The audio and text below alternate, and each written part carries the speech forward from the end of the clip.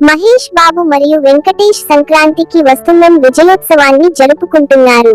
సంక్రాంతికి వస్తున్నం 100 కోట్ల రూపాయలు మార్కును దాటింది మరియు వెంకటేష్ కెరీర్ లో అత్యధిక వసూళ్లు సాధించిన చిత్రంగా అవతరించడానికి సిద్ధంగా ఉంది. మహేష్ బాబు ఇటీవల వెంకటేష్ మరియు సంక్రాంతికి వస్తున్నం బృందంతో కలిసి ఈ సినిమా భారీ విజయాన్ని జరుపుకున్నారు.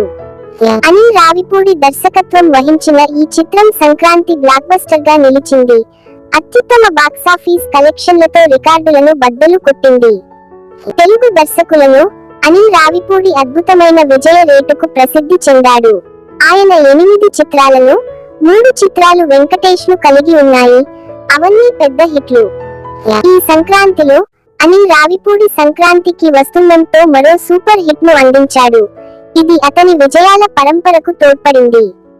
మహేష్ బాబు విజయోత్సవ వేడుకలకు హాజరయ్యారు. ఇది ఒక ప్రత్యేక పునఃకలయిక.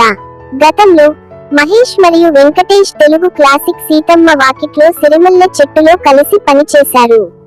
పెద్దోడు మరియు చిన్నోడు వంటి వారి ఆన్ స్క్రీన్ కెమిస్ట్రీ మరపురానిది.